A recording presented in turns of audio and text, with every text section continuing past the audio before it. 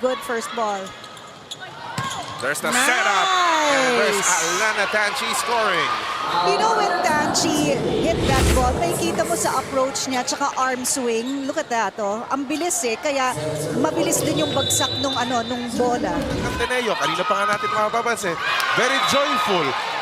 Yung mga ganong atake na nabigay ni Alana, they're celebrating it, di ba? Yeah, you know, medyo natawa lang ako doon. Not Almost naibigay ni Chinay sa kabila. Tax going to zone 4. Alana will score.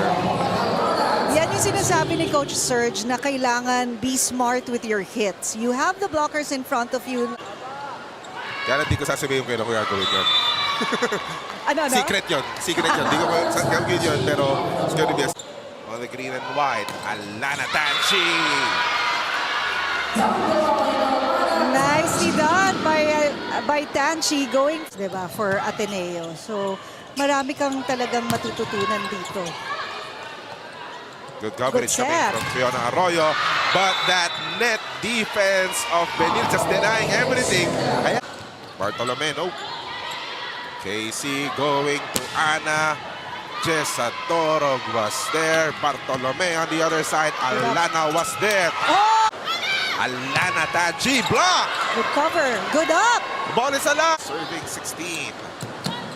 Nice.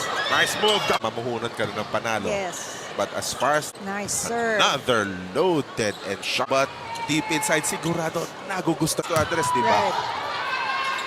Official count, eh, malapit-lapit na. Kasi nga naman, naka 10 points na siya nung first game nila. Naka 20 nung huling laro nila. Eh ngayon, dulo na tayo. Bandang dulo na ng laro natin. Siguro habol niya. Eh, maka double figures pa ulit. And time, Rojo from the back. Over reception. Flores could not take advantage. Cortez, she was there to save that ball. Zone. Oo. Kasi yun lang naman yung mga palo. Bartolome! No! And the play goes on.